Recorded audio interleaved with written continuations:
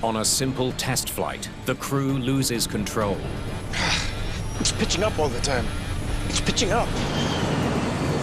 In the middle of the night, What do you think? What do we need to do? I don't know. a packed Airbus goes missing over the Atlantic Ocean. An air show in France. A demonstration flight ends in disaster. When there's new technology on board, how do pilots and planes get their signals crossed? Why isn't the airplane responding? What do we need to do? Flaps up. Flaps up! It's a diagnostic process that you don't have a lot of time with. But what's happening?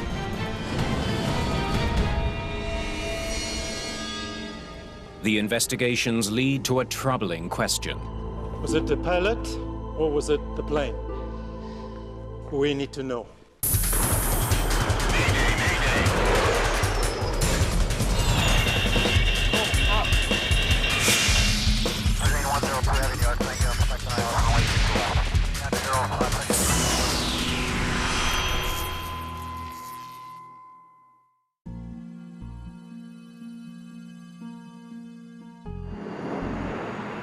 Basel-Mulhouse Airport, France. A brand new model of plane is about to be introduced to the world. Ladies and gentlemen, Hello and welcome aboard this Airbus A320, which was put into service just 2 days ago.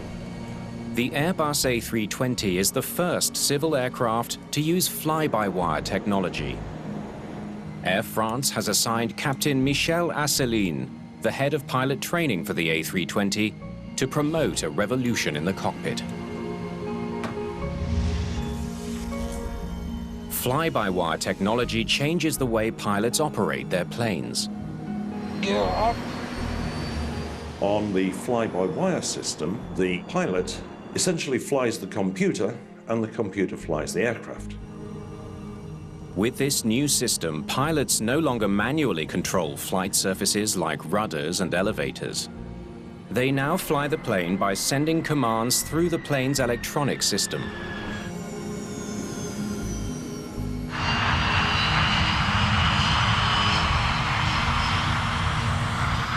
Airbus's philosophy was we'll get rid of most of the human error by getting rid of the human input to the greatest extent that we can. On its debut flight, there's a lot on the line for the Airbus A320 and Captain Asseline. Air Shuttle 296 would like to roll, please. ACF 296Q, clear for takeoff. We tried to demonstrate the capability of this aircraft. To say we wanted to show off, not exactly. We wanted to make a good job, and we were sure to make a good job. The Airbus and 130 guests and journalists are heading to Habsheim Airfield. As I got on the plane, I thought, great, this is going to be an unforgettable experience. And it really was.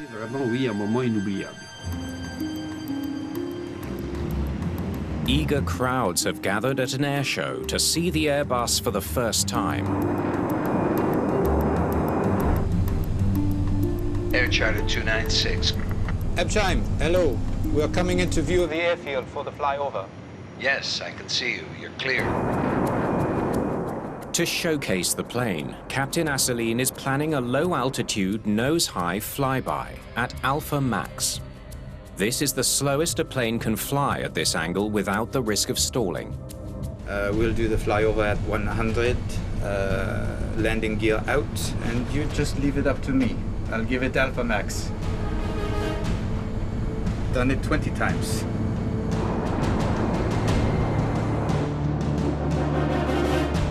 Okay, we're going in for a low altitude, low speed flyover. 200. The Airbus reaches the planned altitude for the Alpha Max maneuver. Okay, you're at 100 feet there. 100. Watch it. 100. Watch it. Asseline must keep the plane in a stable position with the nose up. Okay, I'm okay there. Disconnect auto throttle. Normally, the safety feature would automatically speed up a plane moving too slowly, but the pilot disables this protection. Before he's finished the maneuver, Asseline is stunned to find trees directly in his path. No idea that at the end of the runway was a forest. For me, it was bushes or something. 30. Asseline tries to pull up, but the plane keeps dropping.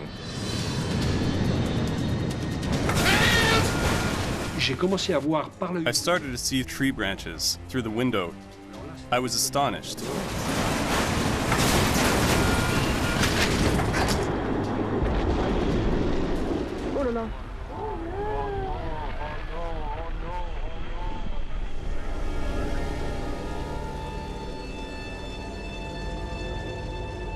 Incredibly, the fuselage is still in one piece.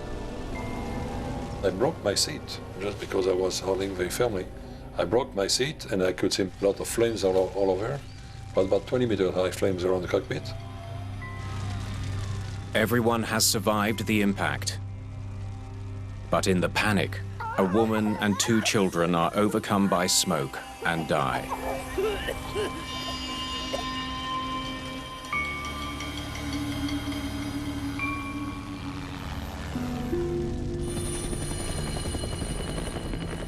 The crash could not possibly have come at a worse time for Airbus.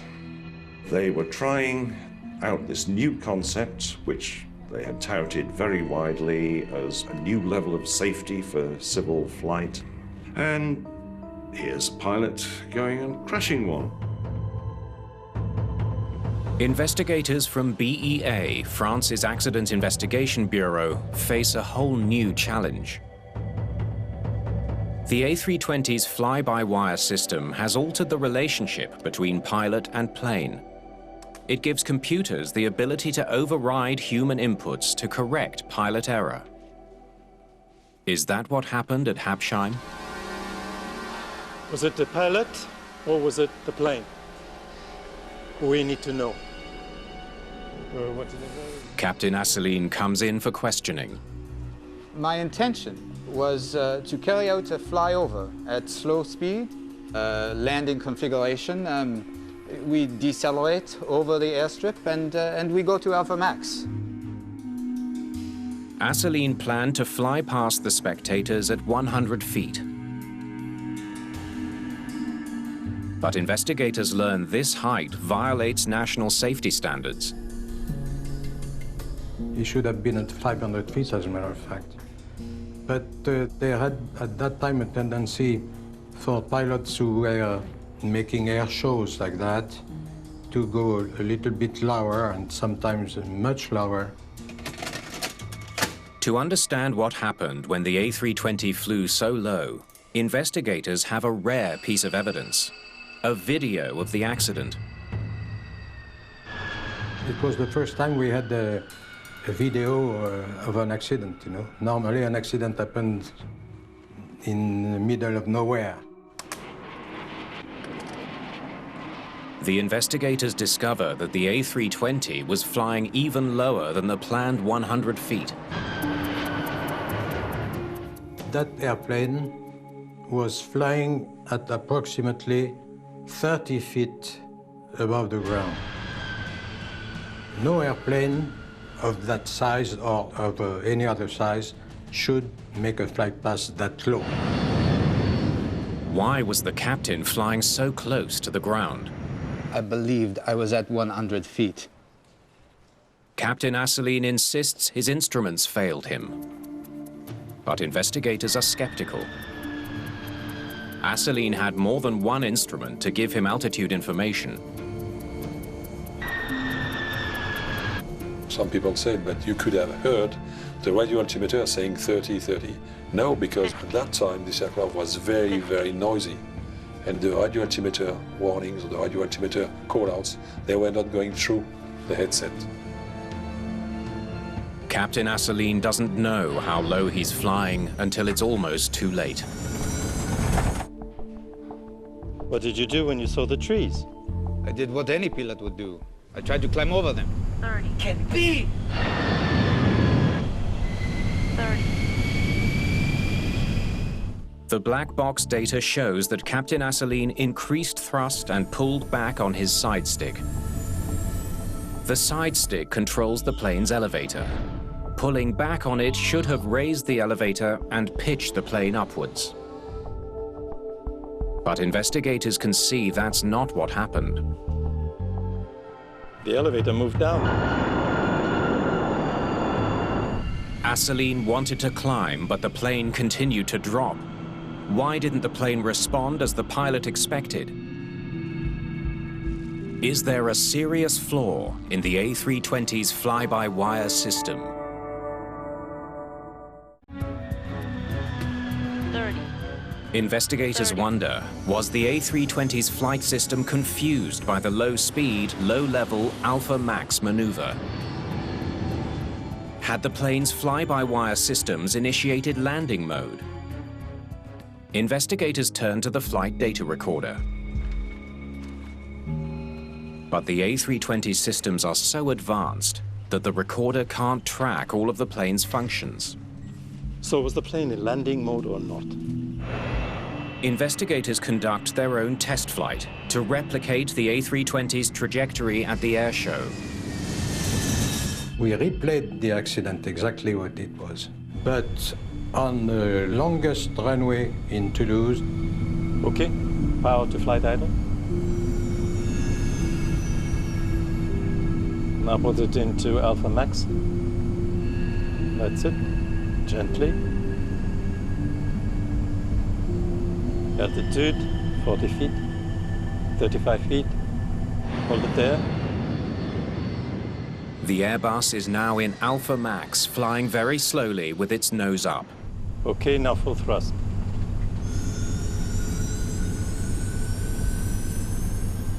Did you feel that? Alpha protection. The computers have launched Alpha Protection to stop the plane from stalling. Now investigators know what happened on Flight 296.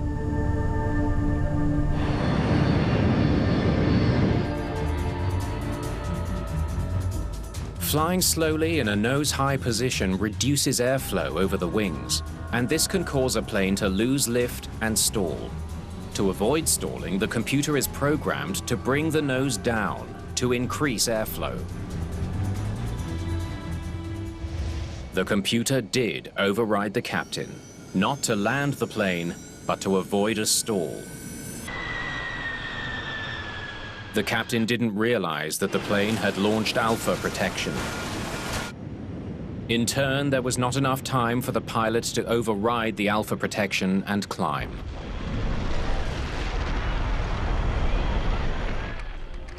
The conclusion of my report was that the airplane was too low, too slow, and with not enough power. The confusion in the cockpit compelled Airbus to improve training and safety procedures, and guest passengers are barred from all future demonstration flights. Despite the crash, the A320 would go on to become one of the most successful commercial aircraft in history, selling over 750 planes in its first 10 years. And fly-by-wire technology was safely adopted by a new generation of passenger aircraft. Flaps up! But learning to work with these complex flight systems remains a constant and sometimes tragic process. Oh God! We have to have pilots who understand the limitations and the modes of the electronics that they are using to actually fly the airplane. And that means we don't overtrust them, they don't overtrust us. At Perpignan Airport in southern France, the crew of XL Airways Germany Flight 888 is preparing for an acceptance flight. Gentlemen, good afternoon. Find any problems under the hood? XL Airways Germany has been leasing the A320 from Air New Zealand. Everything looks good. Before XL can return the plane, it must demonstrate it's in perfect working condition before Air New Zealand will accept it for its own fleet. It's very similar to returning a car off lease, where the dealership will take the car, they'll let maintenance look at it, make sure that it hasn't been in an accident, that it hasn't been abused in some way, and that the systems actually work as designed. Better buckle up. Captain Norbert Keppel is going to put the A320's automated systems to the test. It is different than a lot of conventional airplanes in that you fly it through a computer, but the handling characteristics of the airplane are very, very good. The captain and his first officer are joined by a pilot and aviation official from Air New Zealand and 3 engineers. 888 Tango. Cleared for takeoff, runway 33. Clear for takeoff, runway 33. Okay, gents, here we go.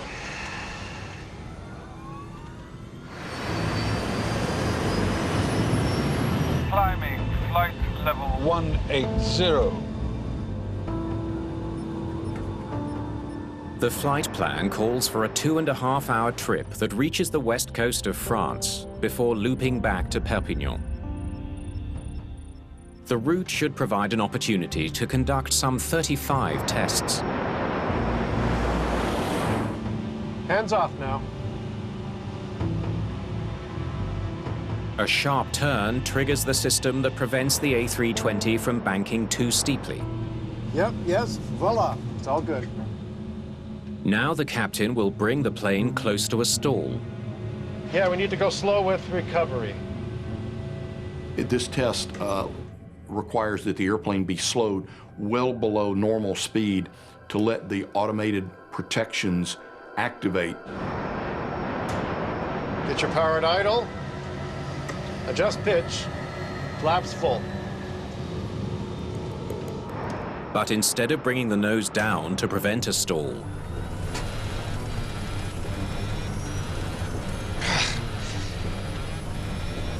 It's pitching up all the time. It's pitching up.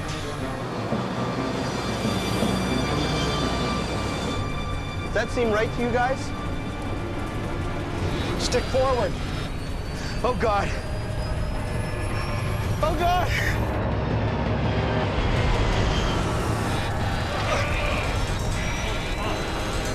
Damn it!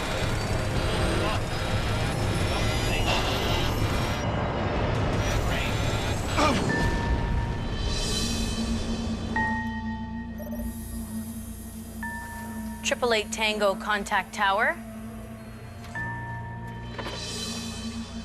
one of the world's most advanced and popular aircraft has fallen from the sky. Investigators need to find the cause before it happens again.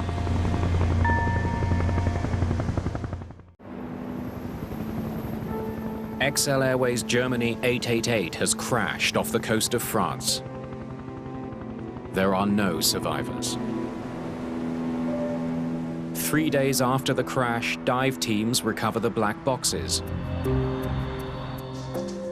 France's Accident Investigation Bureau is responsible for finding out what went wrong. It went down right here. Because the XL crew was testing the Airbus flight systems, investigators face a massive puzzle. We did not have any reference for that kind of flight. Investigators track the sequence of tests captured on the flight data recorder. Let's hear this. Okay, we can do the VHF 3. Navigation systems. Okay, that's good. We need to go slow with recovery. Get your power at idle. Adjust pitch. Flaps full. In the final test he conducted, the captain reduced speed to bring the plane close to a stall. When the Airbus slows down too much, the flight control computer should automatically boost speed to prevent the plane from losing lift. It should also correct the plane's pitch, in this instance lowering the nose. This is exactly what the Airbus did at the Habsheim demonstration flight. On the XL flight, the captain waits for the automatic stall protection to start. But the plane doesn't respond the way he expects. It's pitching up all the time. It's pitching up. Why didn't the stall protection kick in? Monsieur David, I have the angle of attack sensor data. Stall protection is one of Airbus's critical safety features. Investigators discover a serious system malfunction. That's odd. Partway through the flight, the angle of attack sensors failed. We knew they were descending here, but the sensors still show a climb.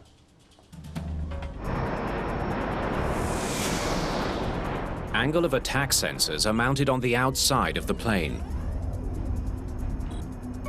During flight, their pivoting motion helps the computer monitor and automatically adjust the angle of the plane.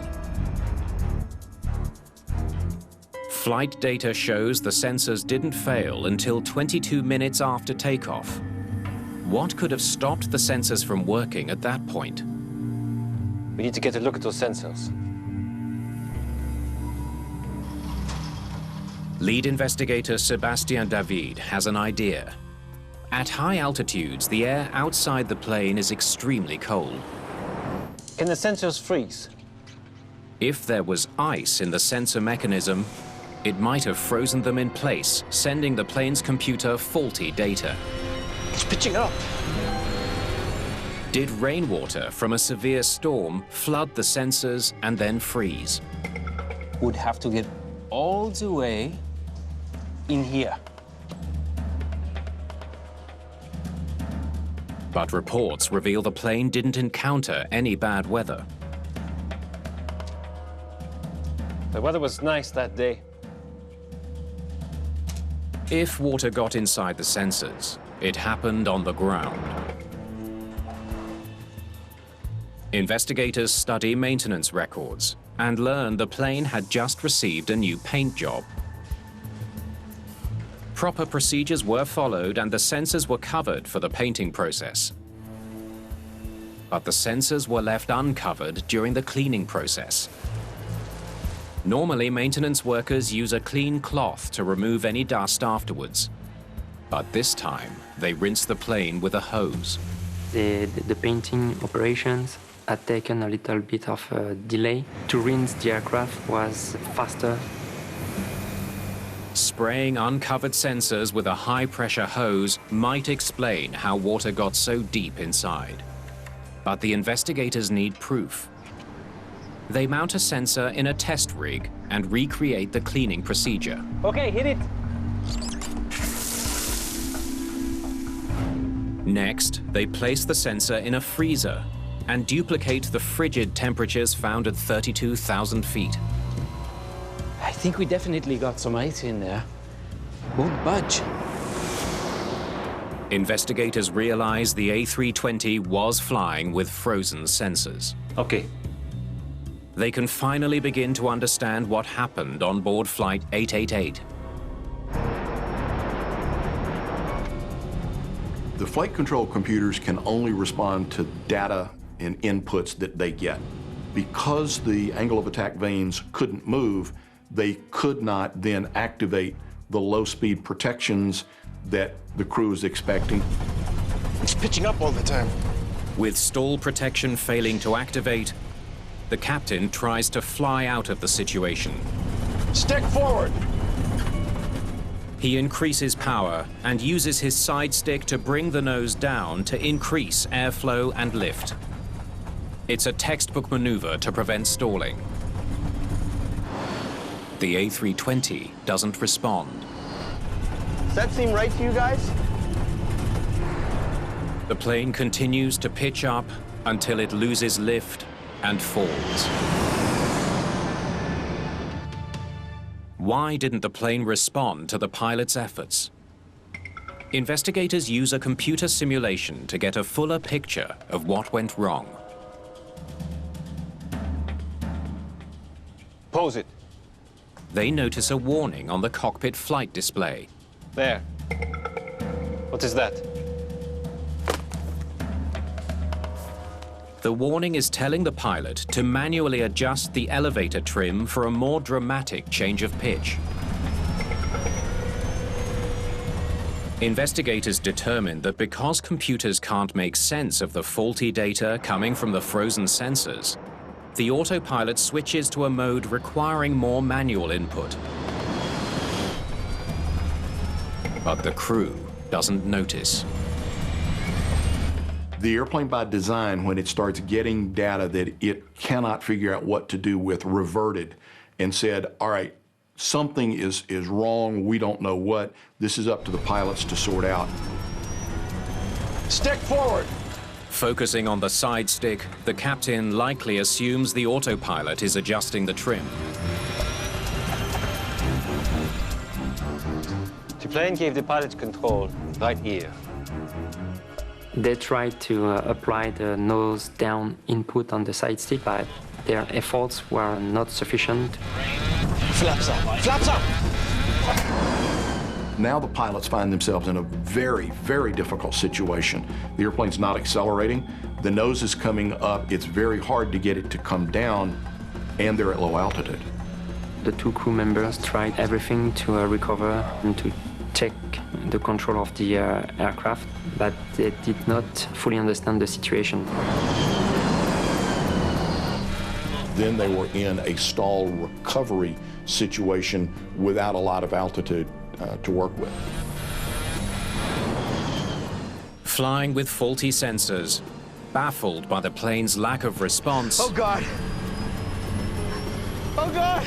The crew could not save themselves or their 4 passengers from the catastrophic stall. Damn it!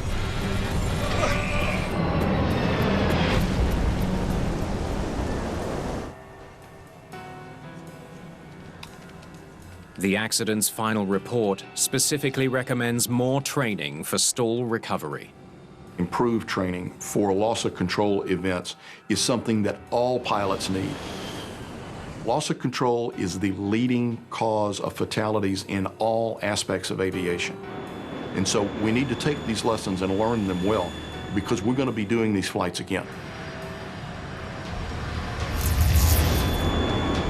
Months later, French investigators are faced with another mysterious accident. Do you understand what's happening? A flight crossing the Atlantic Ocean never reaches its destination.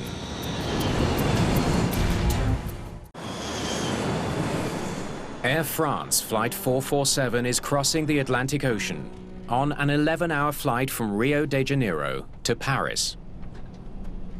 There are 216 passengers on board the Airbus A330. 58-year-old Captain Marc Dubois is in command. Air France 447. Air France 447, go ahead. He is one of Air France's most senior captains. His first officer is 32-year-old Pierre-Cédric Bonin. We are arriving at Intol. And 37-year-old David Robert is the relief pilot. Maintain flight level 350. Okay, will do. At 1:49 a.m., the A330 leaves Brazilian radar surveillance and is never heard from again. Air France 447, this is Dakar. Do you copy? Come in, Air France 447. Dakar for Air France. Have you heard from Air 447? Over. Negative. Hold for Air France, please. By morning, the airline is forced to conclude that Air France 447 has almost certainly crashed at sea. It's one of the worst accidents in the history of commercial aviation. 228 people are presumed dead. It was a real shock to the whole industry that a modern aircraft like an Airbus A330 operated by a world-class airline like Air France could just go missing without a word. The BEA, France's Accident Investigation Bureau, is called in to solve the mystery. La perte d'un avion en croisière est toujours... The loss of an airplane during cruise is always rare. Nous sommes plus habitués à traiter... We're more used to events taking place during takeoff or landing, so this event raised a lot of questions. Donc cet événement appelait beaucoup de questions. All the evidence and answers investigators are seeking are likely lying on the bottom of the Atlantic Ocean somewhere between Rio and Paris. If we didn't find the flight recorders, we would never understand what happened. Investigators scour the ocean floor for the wreckage, while other team members examine the only hard evidence they have so far. I will pull up all of the messages they sent. The 24 maintenance messages sent by Flight 447's Aircraft Communication Addressing and Reporting System, ACARS.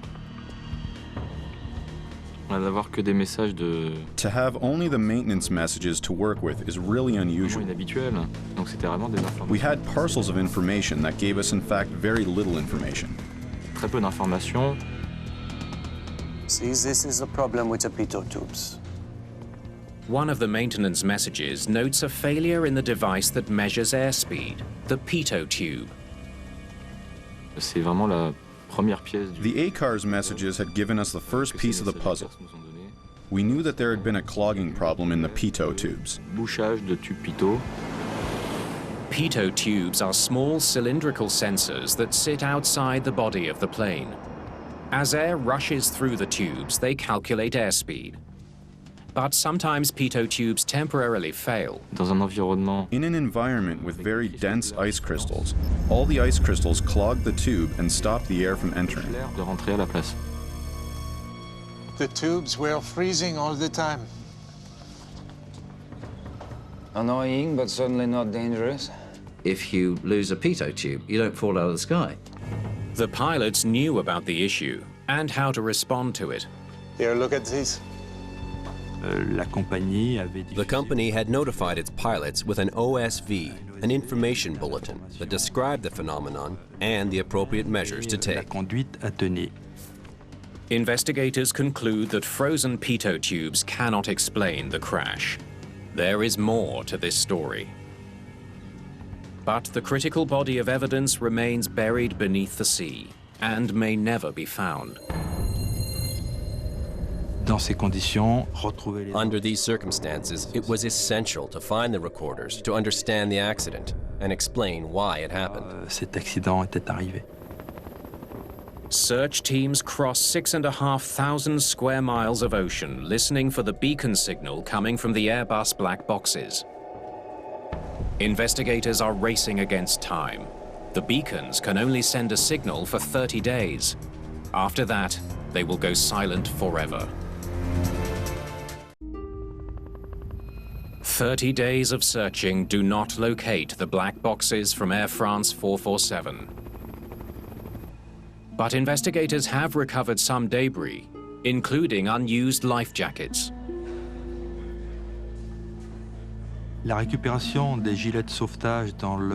Recovering the life jackets in their original packaging told us that the event happened very quickly. The passengers weren't ready for the impact with the surface of the water.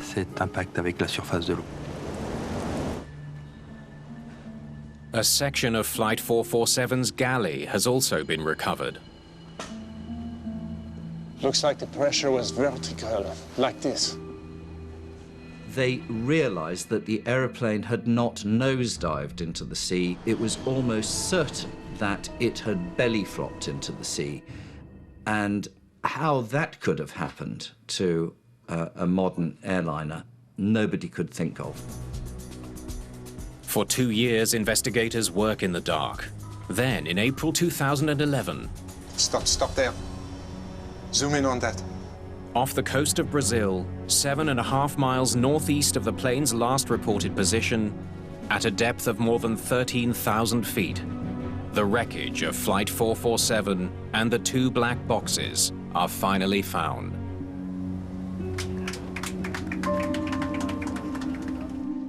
The investigators finally have the hard evidence they desperately need.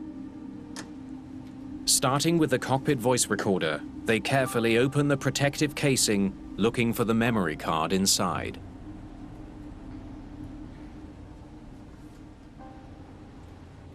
This isn't good. We quickly noticed that there were small parts that were broken, so we weren't sure that everything was in working order.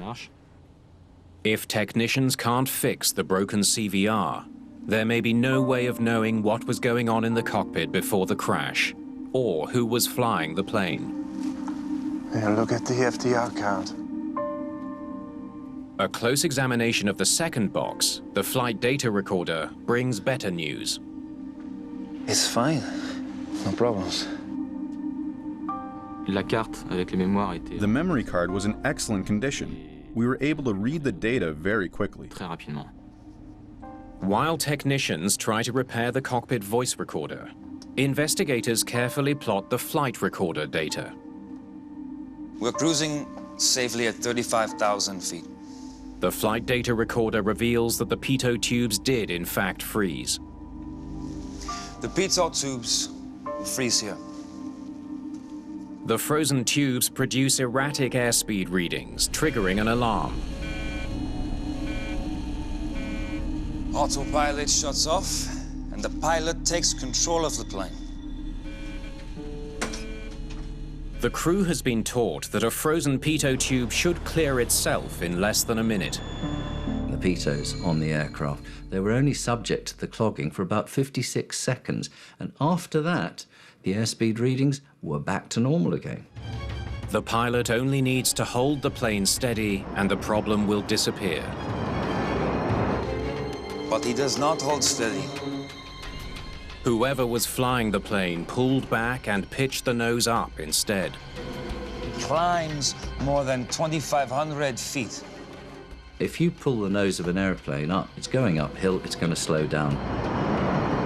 A small issue, frozen pitot tubes, turns into an emergency. Here, their speed dropped more than 90 knots in less than a minute. This triggered a stall warning here. In an aerodynamic stall, the wings lose lift and the plane begins to drop. It was the pilot's actions that led to the stall. They fell at more than 12,000 feet per minute. Inexplicably, the pilot continued to pull back when he should have been pitching the plane's nose down. The more you raise the nose, the more the lift will be destroyed. And that's what was happening to Air France 447. But why did the pilot continue to pull back and pitch the nose up, stalling the plane? Only the cockpit voice recorder can reveal what was going on in the cockpit during the stall. Air France 447, go ahead.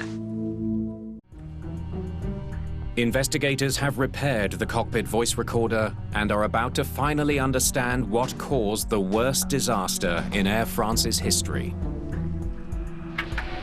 You get some sleep? So.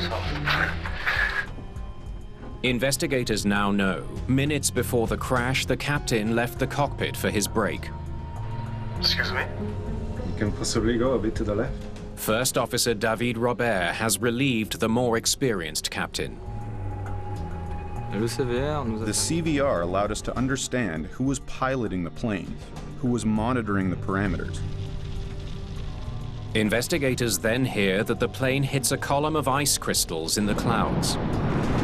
There is turbulence, and the ice crystals pound the plane, blocking the pitot tubes. Airspeed readings are no longer valid.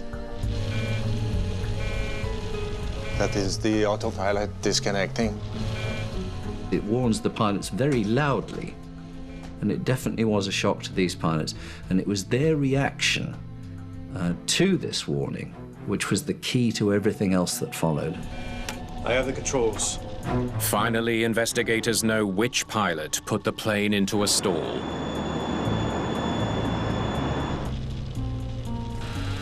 What's that? First Officer Bonnet is pulling back and stalling the plane. Neither pilot can figure out why the warning is sounding. Officer Robert doesn't understand what's happening. He sees the airplane going up and he sees the airspeed dropping. And he says, hey, watch your airspeed. We've lost the speed. The pilots need to push the plane's nose down to gain speed. But Bonin continues to pull back, lifting the nose.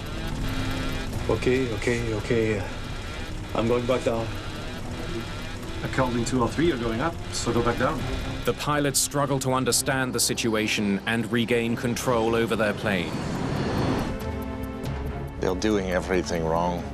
It should be obvious what to do.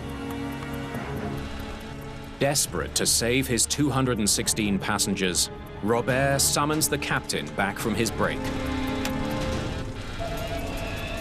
Bonin increases thrust to maximum power, but it's no use. Do you understand what's happening? I'm losing all control of the plane. When they get here, they are falling at more than 6,200 feet per minute. So they still have about 2 minutes left to figure out what's happening. First Officer Robert decides to take control. Controls to the left. He tries to push the nose of the plane down, the key step for recovering from a stall. But Bonin is still pulling back on his controls. They can use their side sticks at the same time. If both go in different directions, they have a tendency to cancel each other out. 90 seconds after the crisis began, Captain Marc Dubois returns. What the hell are you doing? We've lost all control of the airplane. We don't understand anything. We've tried everything. Because they weren't believing the situation that they were now in, they just went back to basic instinct, which is, I want to go up. I want to stop falling. Let's pull the nose up. What do you think? What do we need to do? I don't know. It's going down. The captain doesn't have enough time to assess the situation. Well, we're at 9,000 feet. Climb, climb, climb, climb. But I've been at maximum nose up for a while. Finally, Dubois understands. First Officer Bonin is causing the stall by pulling the nose up. No, don't climb. By the time they figure it out, it's too late. Robert can't get enough lift to recover from the stall. At 2,000 feet, sensors detect the ocean's surface and trigger new alarms. If we're going to crash, this can't be true. But what's happening? The aircraft hits the water at 125 miles an hour.